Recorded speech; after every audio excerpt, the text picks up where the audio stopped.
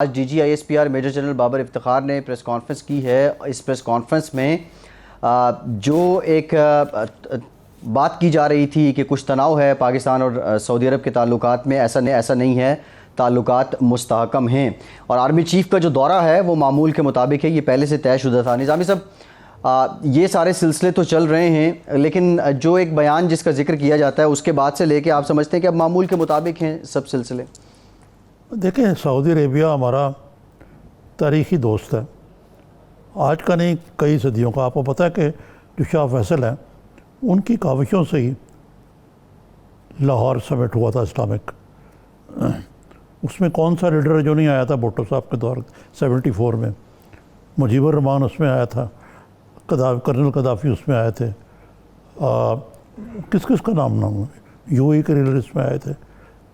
ایک تو ہمارا وہ عروج تھا زوال ہونے کے باوجود کہ 2 سال پہلے ملک دو رخت ہوا تھا، لیکن مسلمان ہمارے ارد گرد ایسے اکٹھے ہوئے تھے، ہم ایٹمی طاقت بھی نہیں تھے کہ پاکستان کی مدد کرنی چاہیے۔ اور ایک یہ موجودہ صورتحال ہے کشمیر کی کہ کوئی ہمیں پوچھنے والا نہیں ہے، یہ تو حقیقت ہے نا۔ اور یہ ہماری خارجہ پالیسی کی ناکامی ہے جی، ہم نہ تو دوست بنا سکے، نہ دوستوں کے ساتھ دوستی نبھا سکے۔ اس کے باوجود میں کہوں گا کہ جو باتیں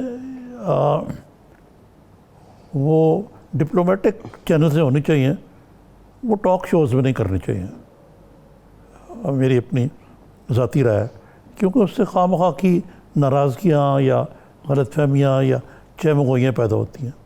اور میرا خیال ہے آرمی چیف جو ہے کوئی دورہ تو طے شدہ تھا، لیکن ایجنڈا جو ہے وہ تو اب یہی ہوگا نا کہ ٹھیک کہا کہ ہمارے تعلقات اچھے ہیں، لیکن اسعودی عربیہ بھی اپنی سیکورٹی کے لیے ہمارے پر ڈپینڈنٹ ہے، وہ اپنی جگہ پہ، ہم ہمیشہ ان سے مدد لیتے رہے اکانومی کے حوالے سے۔ اور اب انہوں نے $1 ارب جب اسٹیٹ بینک کا نکلوایا تو یہ قابل تشویش بات ہے، اور امید ہے کہ یہ جو کام فارن منسٹر کو کرنا چاہیے تھا وہ آرمی چیف جو ہے کریں گے جا کے، اور وہ پہلے بھی کرتے رہے۔ جی ٹھیک ہے۔ اچھا نظامی صاحب، D G I S P R نے آج ایک بات اور کی کہ ظاہر ہے پاکستانی 73واں یوم آزادی منا رہے ہیں، کل 14 اگست ہے، اور انہوں نے ساتھ ہی یہ بھی کہا کہ کشمیری 73 سال سے مزاحمت کی علامت بنے ہوئے ہیں۔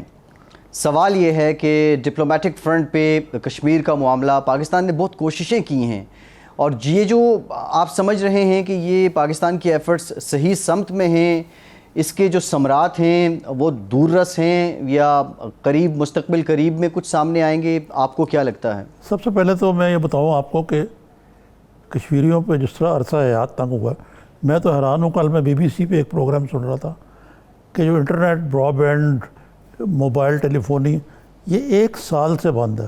آپ امیجن کر سکتے ہیں کہ آپ ایک دن کے لیے وائی فائی کے بغیر ہوں، اور دنیا کی ضمیر پہ جوں تک نہیں رہیں گی، اور اس معاملے کو پاکستان نے بھی نہیں اٹھایا جس طرح اٹھانا چاہیے تھا۔ یہ دیکھیں نا، اس کو اب مثلاً اس کے بارے میں انٹرنیشنل ٹیلی کمیونیکیشن یونین ہے، ان سے بات کرنی چاہیے، ہر محاذ پہ ہمیں کرنا چاہیے۔ ہم صرف بڑک بازی اور بیان بازی کی حد تک کشمیر، لیکن اس کے ساتھ ساتھ یہ بھی ہمیں ماننا پڑے گا 65 کی وار، 71 کی انڈائریکٹلی وار، کارگل، اس سے پہلے کشمیر کی شروع کی وار، تو ہم اس کشمیر کے لیے 4 جنگیں ہم نے لڑی ہیں۔ پاکستانیوں نے بہت قربانی دی ہے کشمیر کے لیے، اس کو بھی مد نظر رکھنا چاہیے۔ اور بھی ایسے معاملات ہیں جو ضیاء الحق کے دور میں شروع ہوا اور بات کہاں تک پہنچی۔ اب ہم دونوں نیوکلیر طاقتیں، جنگ کا آپشن نہیں ہے ہمارے لیے۔ اب ڈپلومیٹک ایفرٹس ہیں، لیکن ہم ٹھیک ہے آپٹکس میں زیادہ یقین رکھتے ہیں، سبسٹنس میں نہیں۔ ٹھیک ہے۔ اچھا نظامی صاحب، مولانا فضل الرحمان صاحب نے بھی آج پریس کانفرنس کی ہے، انہوں نے کہا کہ یہ طے ہوا تھا پیپلز پارٹی اور نون لیگ کے ساتھ کہ عید کے بعد رہبر کمیٹی بیٹھے گی اور پھر ہم APC سے متعلق لائحہ عمل طے کریں گے، لیکن ووٹ دے دیا حکومت کے ساتھ مل کے پیپلز پارٹی اور نون لیگ نے۔ ہمارے تحفظات ابھی تک برقرار ہیں، اور مزید ہم جو ہے اس وقت تک بات نہیں کریں گے جب تک تحفظات دور نہیں ہو جاتے۔ اب مولانا کو کوئی منانے جائے گا کیا؟ اپوزیشن کے لیے مولانا اتنے ناگزیر ہیں؟ یہ جب ٹال مٹول کر رہی ہو نا ٹرک کی بتیجی لگا تو کہہ دیتے ہیں عید سے پہلے کہہ رہی عید کے بعد کر دو. جی ہمارے ایک صاحب نے پیسے دینے کافی, میں نے کہا یار وہ پیسے دے دیں ہمارے, کہنے لگا عید کے بعد کر دیتا ہوں. اب میں ان کو کہوں گا کہیں گے میں محرم کے بعد کر دیتا ہوں. سوال یہ ہے کہ کیا ایسا امر مانے ہیں کہ اے پی سی کی میٹنگ ہی بلا جاتی شہباز شریف صاحب سے؟ مولانا ٹھیک رہتے ہیں. اصل میں بات یہ ہے کہ مولانا کا اہداف اور مولانا ضروری ہیں بڑی سیاسی جماعتوں کے ضروری اس لیے ہے کہ وہ نہ پیپلز پارٹی بندے لا سکتی ہے, نہ پی ایم ایل این میں سوائے مریم کے کوئی اور بندے لا سکتا ہے. اور مریم نے یہ بہت بڑا انہوں نے ایک پیغام دیا ہے اپنی لیڈرشپ کو کہ جناب چوڑیاں پہنے بیٹھے رہیں گے آپ تو کچھ نہیں ہوگا, یہ کریں آپ. لیکن نا انہوں نے تو وہ ٹیبو توڑ دیا نا. پی ایم ایل این کے لیے یہ بہت بڑی چیز تھی. پی ایم ایل این کے لوگ اس وقت نہیں لکھ رہے جب میاں نواز شریف نے جی بالکل ٹھیک ضلع باتی سے آنے کی کوشش کی تو بلوں میں گھس گئے. یہ لاہور کے جتنے یہ پرویز ملک اور یہ جتنے ایم این ایز یہاں نظر آتے ہیں آپ کو, یہ سیڑھیاں لگا کے اپنے مکان کے اوپر بھاگ گئے.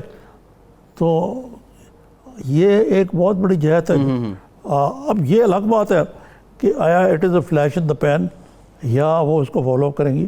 اور یہ ایک ان کا پی ایم ایل این کا ڈبلیو ایم ڈی جو ہے وہ محترمہ مریم نواز ہے. اچھا ایک اور بات میں کہتا چلوں.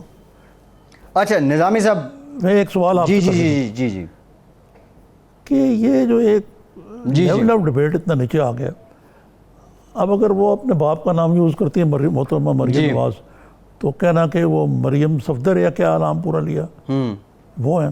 اسی طریقے سے اگر عمران خان بیگم صفدر روان اگر عمران خان اپنے آپ کو عمران خان کہلاتا ہے تو صرف اس کو چڑھانے کے لیے نیازی کا لائقہ لگانا یہ ایک بڑی انہیلتھی ٹریڈیشن ہے ہماری پولیٹکس میں. پرسنلائزڈ نفرت بھری یہ چیزیں جو تھی یہ اس میں ماشاءاللہ ڈول جو ہے زیادہ وہ پی ایم ایل اے نے ڈالا ہے.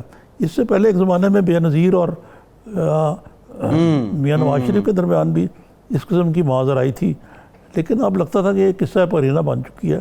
لیکن نفرت کی سیاست جو ہے یہ نئے پاکستان میں سامنے آئی ہے. یہ نظامی صاحب وہ کیا ہے انگریزی کا محاورہ ہے نا, as you sow shall you reap. اب شہباز شریف صاحب on the floor of the house کہتے ہیں عمران خان نیازی, اور جو پی ٹی آئی کے لوگ ہیں وہ بیگم صفدر روان کہہ دیتے ہیں. تو یہ جیسے کوئی ایسا والا سین چل رہا ہے, لیکن اگین قوم کی کیا تربیت ہو رہی ہے اس میں, یہ ایک بہت بڑا فیکٹر ہے.